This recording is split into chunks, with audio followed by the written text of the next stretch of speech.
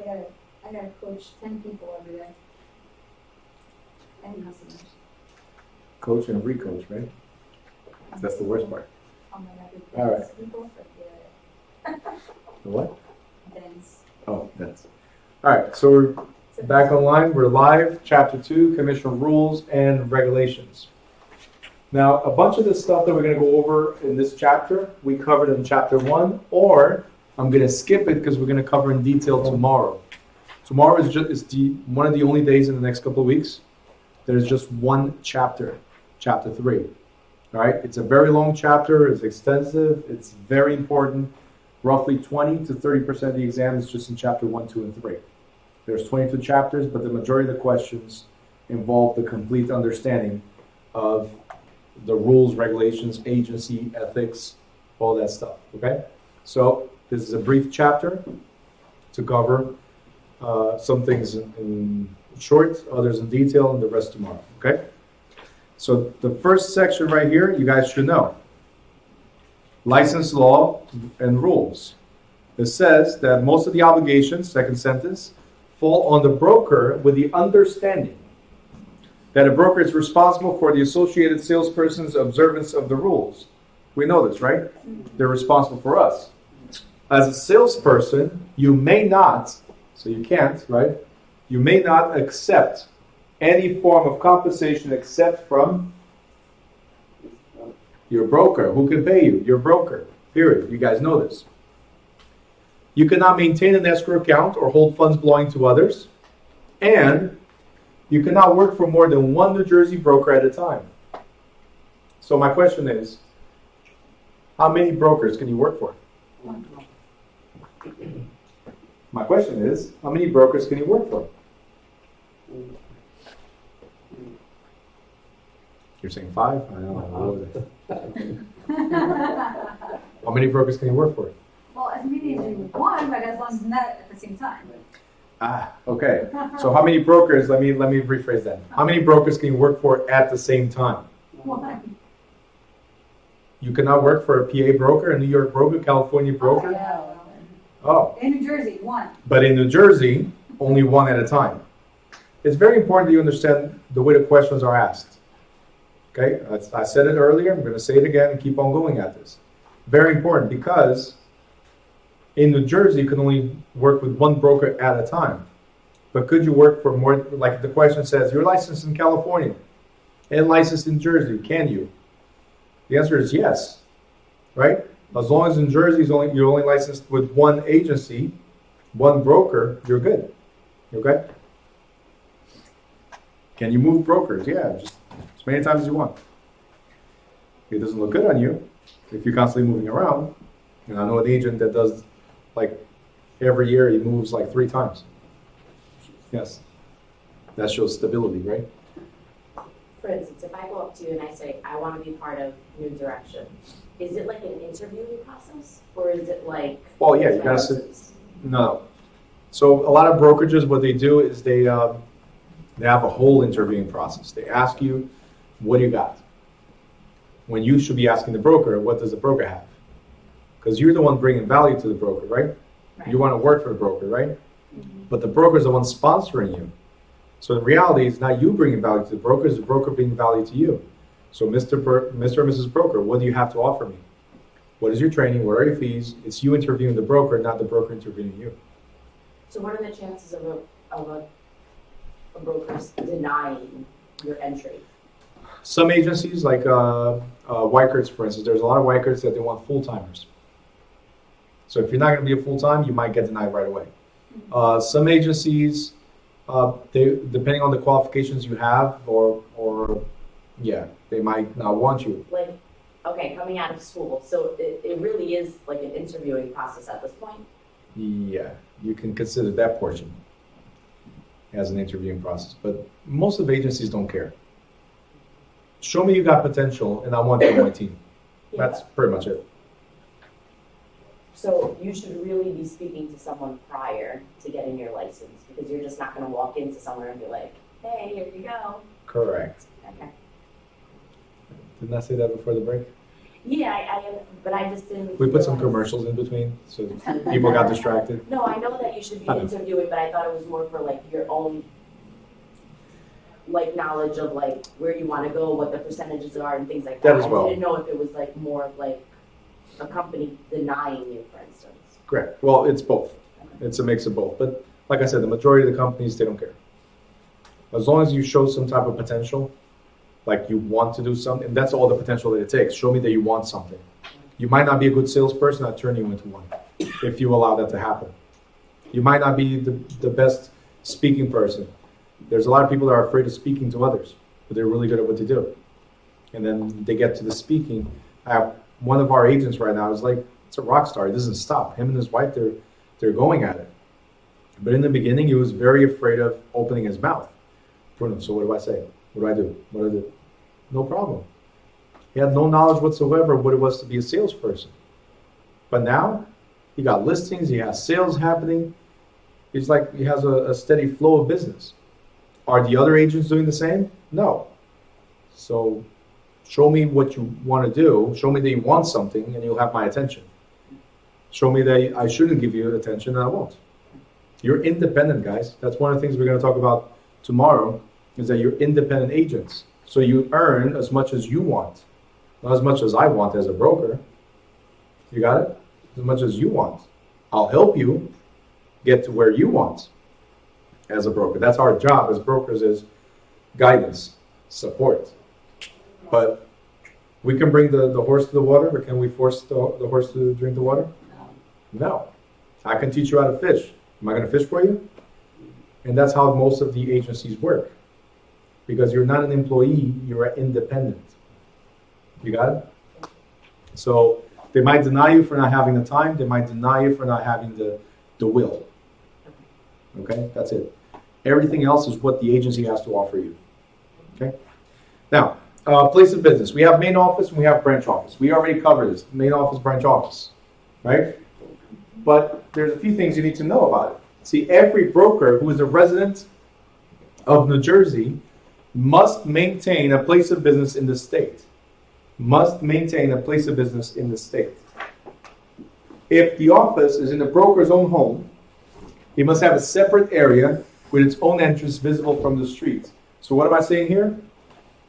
The state of New Jersey allows you, the broker of record, if you're not working under somebody else, right?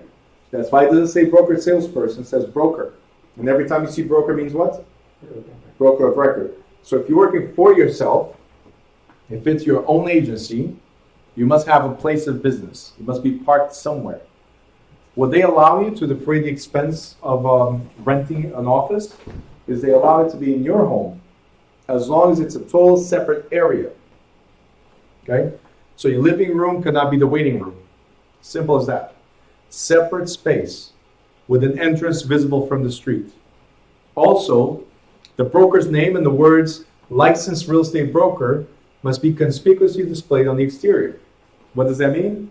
It means that before people enter that door, they must know who to sue in case you screw up as an agent. You got it? Because who's the one responsible for you? The broker of record. So you're the agent. You made a mistake in the deal. They sue you and sue me. Because I should have taught you or supervised you better. Got it? Next page. It says the main office and the persons working in it must be under the full-time direct supervision of either the broker or a qualified broker salesperson. So we already covered this before, right? When you guys were asking about having a separate office, if you need a separate broker and all that stuff, we covered this. Somebody qualified must be supervising all the agents. And that means that they're not working anywhere else. Okay?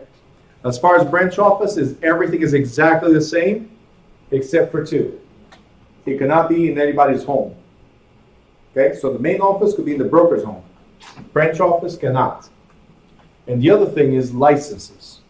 So, let's say this is the main office right here, right? All the licenses are placed here. If this is the branch office, your two licenses plus the broker is placed here and there. Okay? So that's the two differences. You cannot be in a associate's home, broker, salesperson, or anything. And branch office has the license of who's working at the branch office only.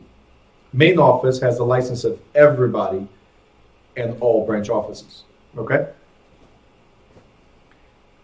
Trust account. Have you guys ever heard of trust accounts? Yes? Okay. A trust account or escrow account, I want you to write in front of it, other people's money. OPM, other people's money. Not your money. Okay? Other people's money. Because that's what the trust account is for. It's to deposit other people's money. And why is this important? Because if anything happens, they go after your accounts, not that account. Okay? So a broker must maintain a separate special trust account, also known as escrow account, in an authorized financial institution to be used for the deposit of all money belonging to other persons. The name of the financial institution and the account number must be reported to the commission, both at license application and time of renewal.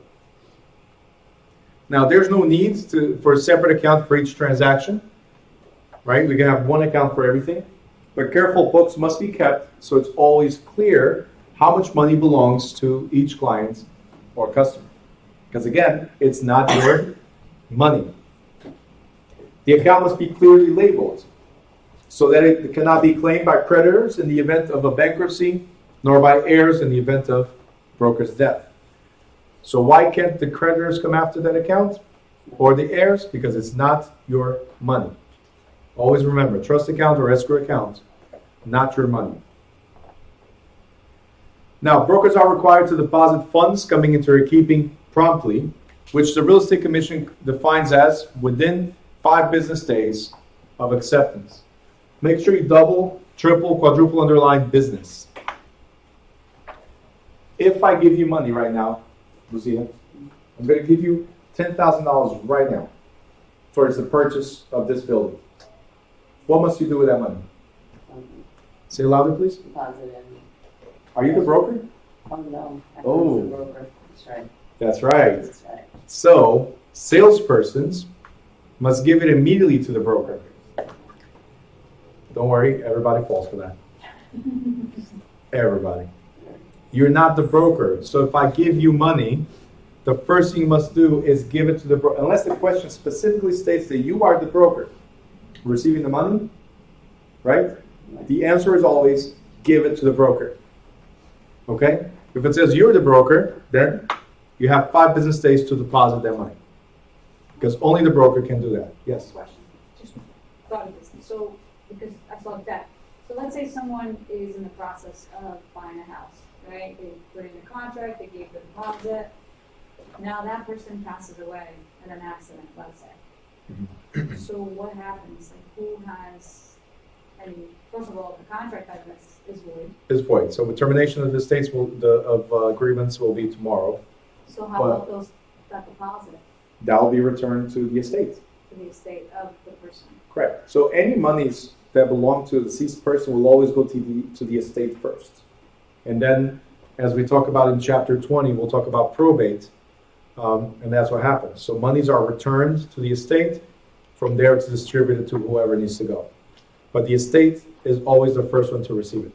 So a representative of the deceased person. Okay? Now, brokers are specifically prohibited from commingling. Okay, this is a Chinese word, so you need to understand commingling. Okay? Or mixing. The Victor is like, what? No, just not mixing. Yeah. Because it sounds strange. It sounds commingling, right? Their own funds with money in the trust account. Listen, I had somebody in the chapter remembering this because of the Chinese word, commingling. Okay, so if you hear something like that, commingling, you know what it is: mixing your money with other people's money. I'm gonna get sued one of these days, right?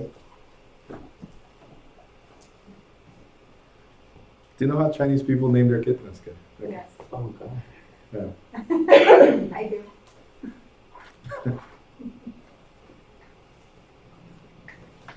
There's actually a Chinese guy that put that on YouTube.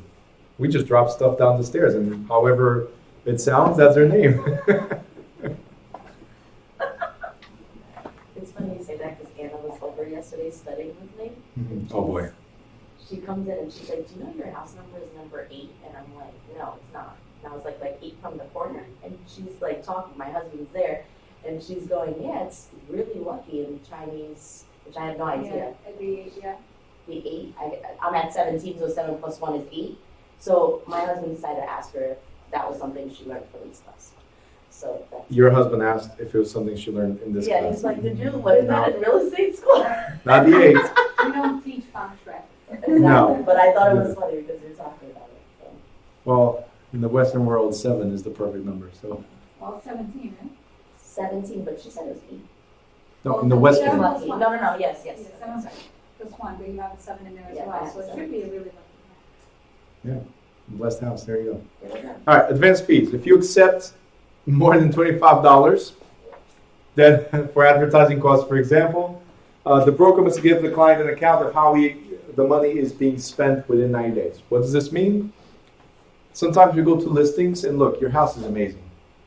Your house deserves a drone tour outside, inside, a whole website just for your house, right? This is my marketing strategy. This is what I'm going to do. It costs X amount of dollars. Would you mind contributing towards that? Well, how much do you want? Well, $400, let's say. If the seller gives me $400 up front, then I must deposit that into the escrow account, so give it to the broker, deposit to the escrow account, and give an accounting of how the money was spent within 90 days. You got it? How many times are you going to find situations like this? Not many, because you're earning your commission, do your job. I'll pay you at the end. Right? That's what happens most of the times. But it says here, if you do receive more than $25 up front, right, place it in a separate escrow account and tell the client of how their money was spent within 90 days, okay?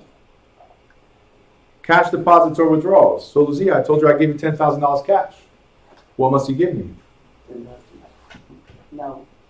You can give me the $10,000 back. It's okay. A receipt. Oh, that's right. I give you cash, you give me a receipt. Very important. Okay?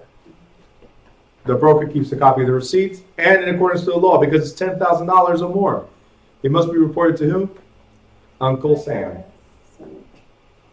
Your favorite uncle must always know where your money is. It's actually 10,000 and a penny. 10,000 a penny, okay. Anyone else see it? It's 10,000 and a penny. You do not report 10,000 or more. 10,000. Fine. No, 10,000 and a penny. Okay, fine. Fine, bankers. I think we need to. Oh, trust me, because we get audited, they're like 10,000 and a penny. I know. I used to have a Western Union. So my office, there used to be on Wilson Avenue. It was a multi-service. So we had Western Union there. I cut it off real quick because every other day I was getting a call, an audit. Yeah. This person that sends this much money to this country, did you verify it was real? I'm like, so now I have to verify who they're paying and what they're paying. I ask questions, but that's it. I don't verify. But they kept on going at it and talking about, okay, so we have to do this questionnaire again. If it's $10,000 or more, what do you file? If it's 1,000, yeah, I'm like, listen, It's like, that's it. I'm already busy enough. Out the door. Compliance. Yeah, the CTR. Anyway, so $10,000 and a penny.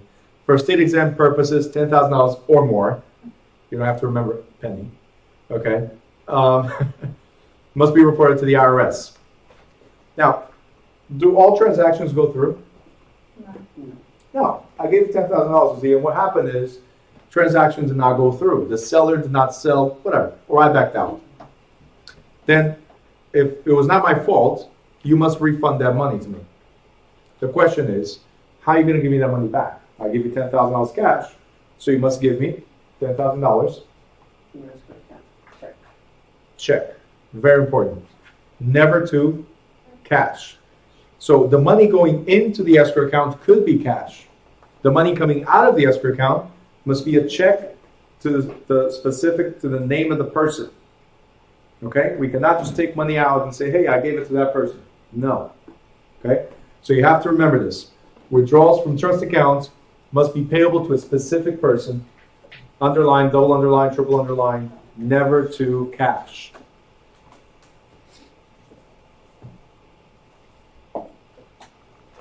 Permanent records. In the previous chapter, we ended almost with this. Every broker must keep records of trust account activity for at least 6 years. This is the second time we're mentioning 6 years. There's a reason for it. Okay? So, permanent records, doesn't matter if it's trust account or anything else. Permanent records related to a transaction, 6 years, always.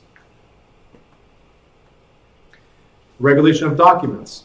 It says every person who signs a listing contract, sales contract, or lease should immediately receive a duplicate original of the document. What does that mean?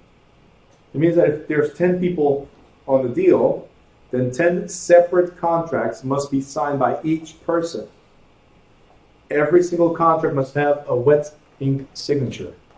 What does that mean? It means we didn't sign one and make copies of it. We had a bunch of copies to sign each. Got it? Makes a huge difference. Now, commissions are negotiable between the client and the broker. No contract can contain anything indicating a prescribed fee schedule. Does anybody know what's the average or standard commission in New Jersey? 6%. 6%? I mean, negotiable. Ah, okay. I thought you did agree. No, but that's the average. So the average is 5-6%. The standard does not exist. Commissions are negotiable between the broker and the client. Now, we negotiate on behalf of the broker, but commissions are negotiable between the broker and the client. Okay?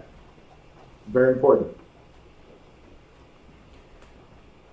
Next, it says, licensees can prepare sales contracts only for 1 to 4 family homes and single vacant lots.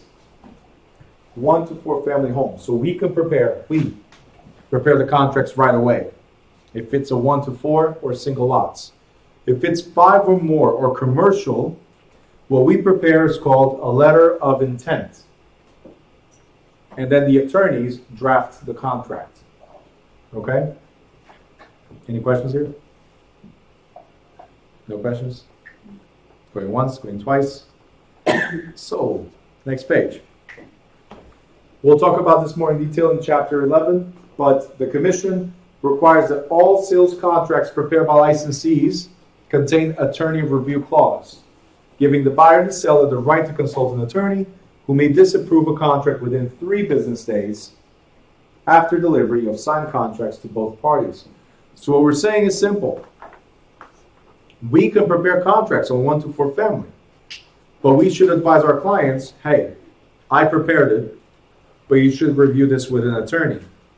You got it?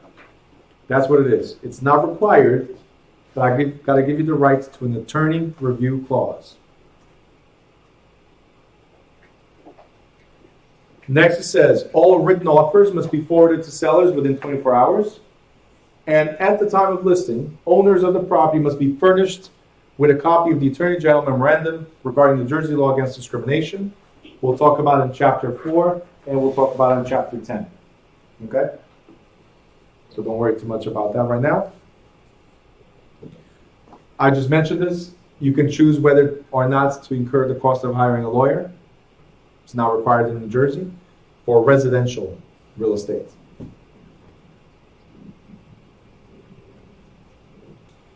All the way at the bottom, it says other documents. Do you see it? The broker must keep copies of all unaccepted offers to purchase for 6 months from the date of the initial offer. How long must you keep the offers? How long must you keep the offers? It's written right there. How long must you keep the offers? 6. Offers, not unaccepted. Say it louder. Offers, not unaccepted offers? Unaccepted offers, you keep them for What if they were accepted? 6 years. Because now they became contracts. Okay, gotta be clear. Unaccepted offers, 6 months. Accepted offers, they became contracts. Therefore, 6 years.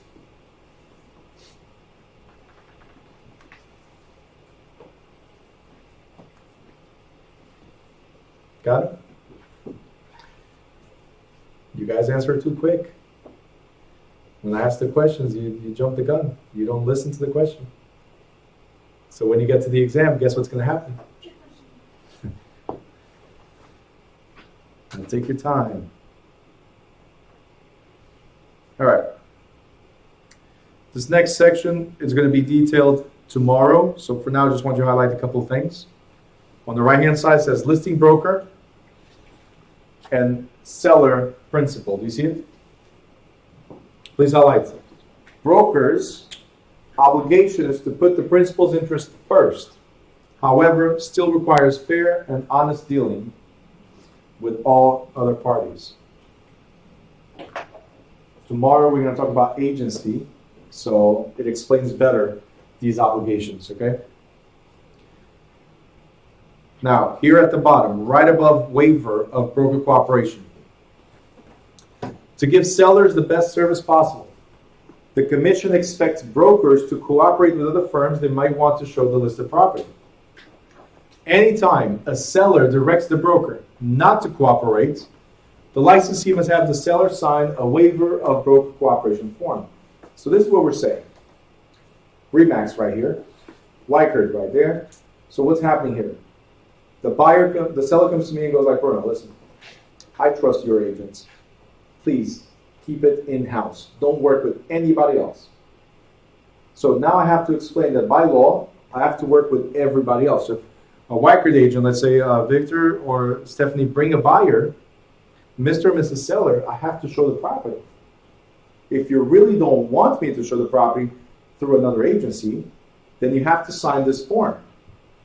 And this form says that you understand that it might take longer for the house to be sold because it has minimal exposure. You understand that it might sell for a lesser price because it's going to be longer on the market. People might want to offer less. You understand that, right? If they do understand, then they sign the document right here that says, do not work with other brokerages. Why would people do this? Everybody has their own craziness. There's a reason. I mean, who are we to judge, right? All right, buyer and broker and buyer as a principal for now, just highlight. We're going to talk about this tomorrow.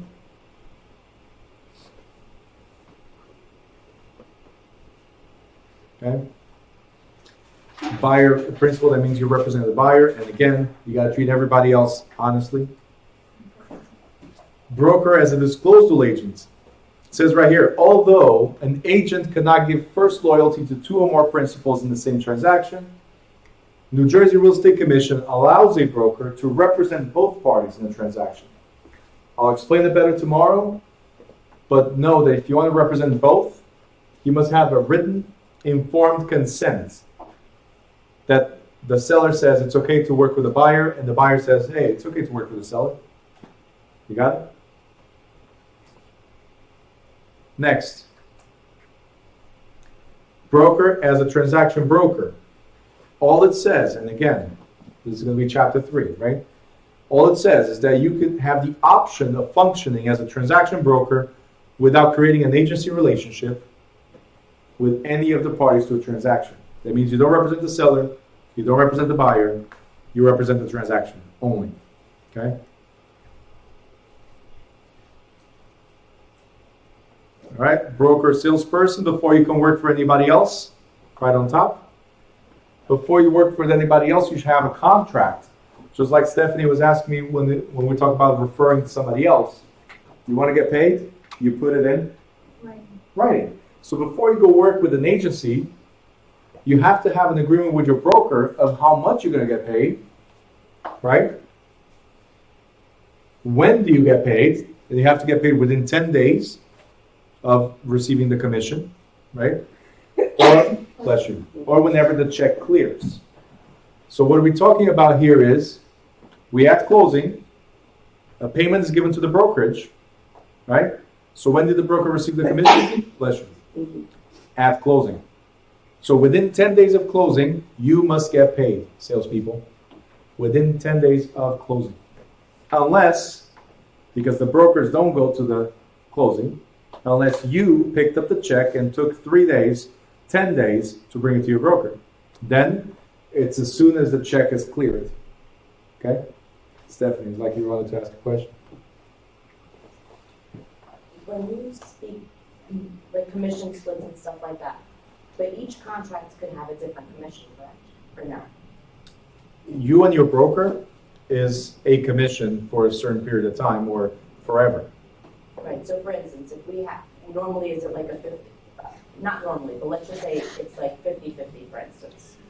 Example. If that's all you want, come work for me. No, I'm just, so therefore, can I make, if I do a sales contract, for instance, for one house, right? Okay. I can have 6%, let's just say. Then the next sales contract with another house, can I put 10 or no? No. Your independent agreement is signed with your broker independently of the houses you sell. What they might have is a structure that says after you reach X amount of sales, Right, you automatically bump up to a different level. right, but I'm saying when I do the contract, With a seller, doesn't affect your commission with your broker. right, that could be any percentage. Any, because you're Right. negotiating on behalf of your broker, Okay, how much the broker gets paid. And the more the broker gets paid, the more you get paid.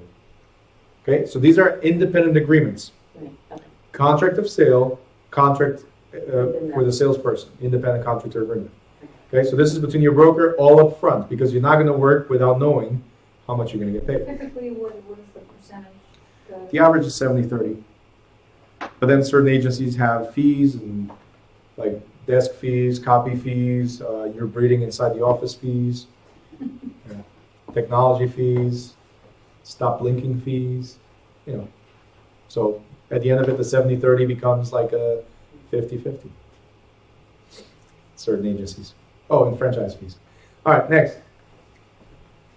The third bullet point here, I call this the prenup agreement.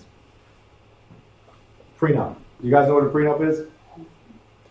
It's, I love you now, but just in case we separate, let's settle everything now up front. Isn't that what a prenup is? Mm-hmm. When we go to divorce, our contract is already set up. Simple. So here it says, thank you for joining us. We're paying you 70-30, so 70% to you, 30% for us. But if you leave us, any transaction pending, instead of 70%, you get 25%. You're not working here anymore. I'm handling the rest of the transaction, so why should I pay you more than that? So that's the prenup. You must state up front, if you leave us, how much you're going to get paid. Okay? In the state exam, it doesn't say prenup clause. I just wanted to associate prenup, okay? Advertising. Which it's 1:30, we're just going to run probably 4 minutes more, okay? We're almost done. Advertising. So, New Jersey Real Estate Commission has regulations regarding any advertisement offering to sell, buy, exchange, or rent real property. They are intended to let the public know exactly with whom they're dealing. Regulations cover all media, including publications, broadcasts, stationery, business cards, email, and web pages. So, again, all media. So if you have Facebook, if you have Instagram, if you have Snapchat, whatever type of social media you have that you be advertising on, it's covered by these regulations. What's important to know? Second paragraph, the third paragraph there says, all ads must indicate the broker's business name, followed by the term such as realtor, realtist, real estate broker, or real estate agency. So it must be clearly named of who you are. The licensee's name must appear exactly as it is on the license, with the exception of any middle name or initial, which need not be used. Good news, a nickname may be added. So, for instance, there's a lot of people, like let's say Joseph. A Joseph, Norman, it usually goes by Joe, right? Normally. So it will say Joseph, Joe, the nickname, and then his last name. You got it? That's okay. But the first and last name must be there exactly as it is on your license. You can add nicknames, but the first and last must be there. I know some people that make their advertisements and just put Joe. Not enough. You cannot just put Joe. You have to put Joseph, Joe, and then whatever last name. So let's say it's like, can you advertise like an open house? Mm-hmm. So this would apply? Any type of advertising must So- include your full name. Okay. So we as a salesperson, we can advertise. Yeah. On a page, like on Facebook, Instagram.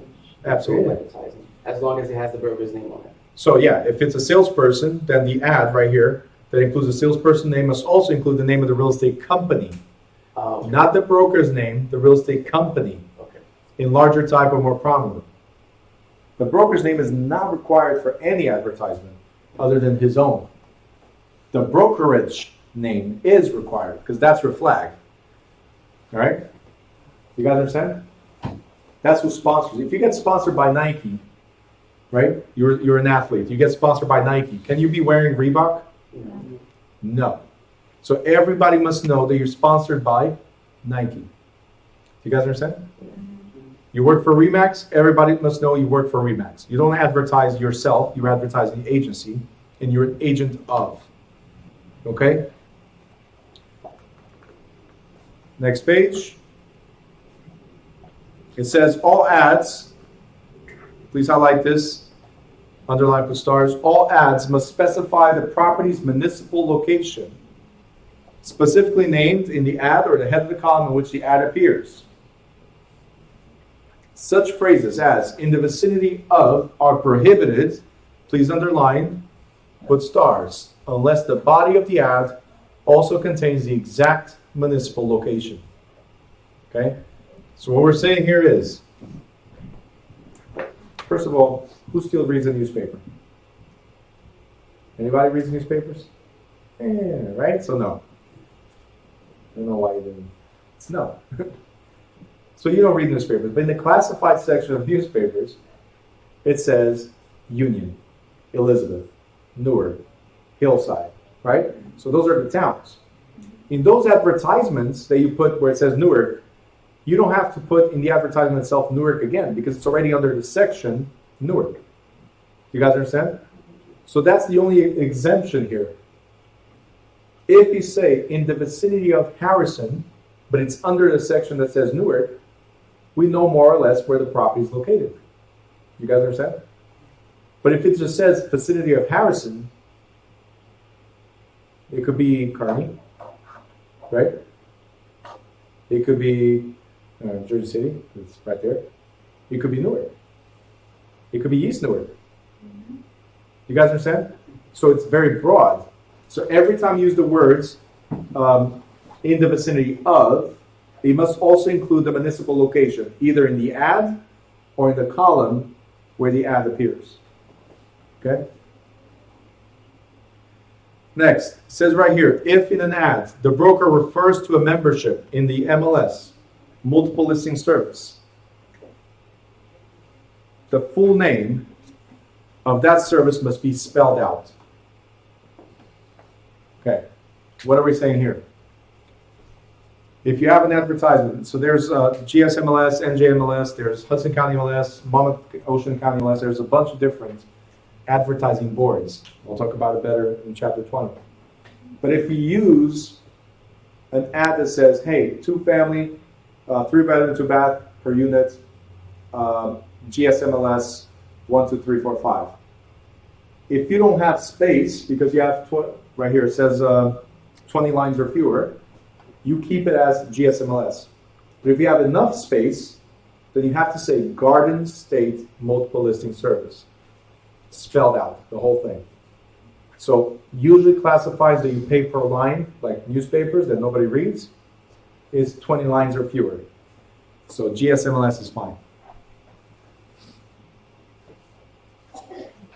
Next, an ad may not indiscriminately promise financing. It says all loan terms must contain the words, right? And any sums mentioned in the terms of payments or financing must be qualified by the words approximate or estimated. You guys never heard this before? It says buy this car for $200 a month, and then really tiny letters, 2 qualified buyers, or on the radio, right? Because you cannot understand what they say. It's so fast. As long as it's disclosed, it's okay.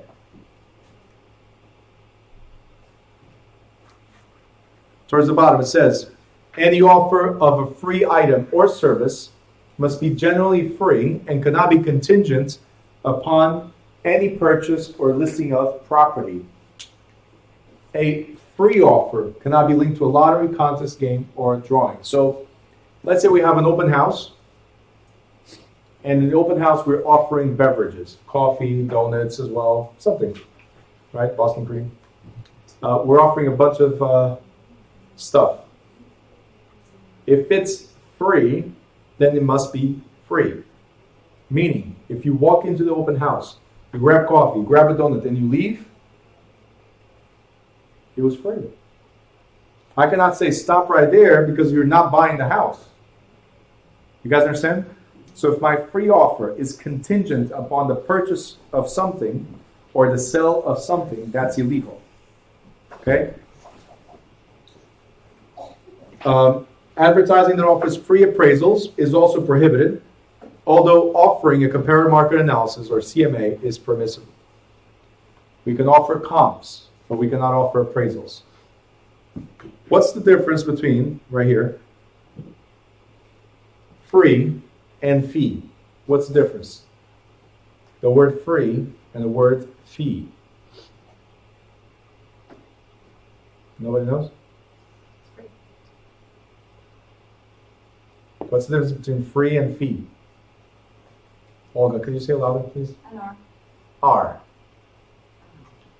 Right there. R.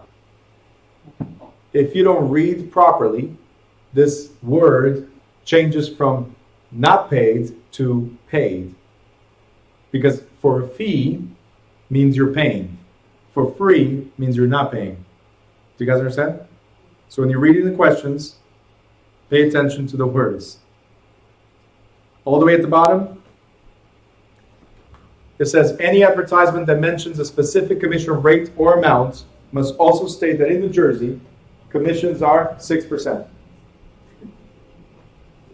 Right? Negotiable.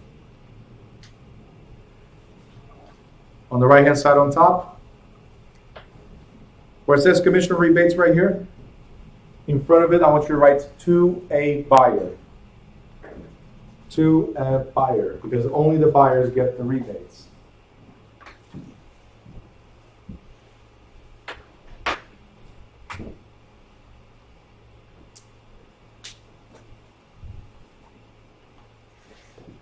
Okay. Next, you can highlight, we already covered all this. We already said that only to a buyer, only the broker can offer the commission, the rebate, and it cannot be dependent on a lottery, contest, or game. So we already covered that.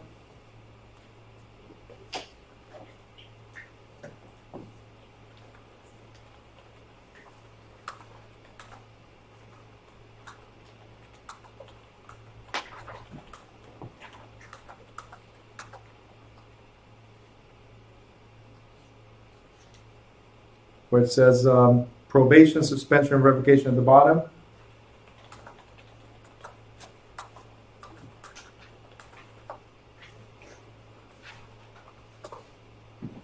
It says the commission may investigate complaints against the actions of licensees or investigate on its own. It may place the licensee on probation, suspend the license, or revoke the license. In addition, fines for violations shall not be less than $250, no more than $50,000. So it's not bad. You're capped at $50,000 fine. Thank God. Bad. Not bad. A couple of sales and we cover that. Procedure. Before suspending or revoking a license, please highlight, underline, put stars. Before suspending or revoking a license, the commission gives the licensee at least 10 days advance notice of a hearing. What we're saying here is simple. We're saying that, let's say today is the 2nd, right? So December 12th, your license expires or is suspended or whatever. That means that you have until today to show up in front of the commission and say, hey, I'm sorry, I made a mistake. So at least 10 days before. That's advance notice of hearing before they suspend or revoke your license. Next page, and you guys can see summary over there, right? Okay. When a salesperson is disciplined, the broker's license may or may not be affected depending on whether the broker had guilty knowledge. In other words, knew what was going on and did not attempt to stop it. So if I know that you're forging documents, as an example, right? If I know about it as a broker, then I'm responsible for it as well. What does that mean? It means that my license could be suspended, and when the broker's license is suspended or revoked, we already covered this, your license is also suspended. You got it? If my license is not active, how can yours be? So the immediate consequence, if I screw up, the immediate consequence, you lose your license. What happens next is that during that time, you're free to associate with another broker. Okay? So you can move somewhere else. But for state exam purposes, what is the immediate consequence if your broker's license is suspended? You're suspended as well. Remember that, okay? And that is it. As far as violations, just highlight that portion. We either already covered in chapter 1, we covered in chapter 2, or we're going to cover in the next couple of days. So these are just bullet points for violations that were subject to disciplinary action. You guys good? It's sticking out. It is sticking out? I'll be here. All right, guys. I hope you have a great day. Be safe out there. And tomorrow, 10:15 we start, okay? So make sure you're here by 10.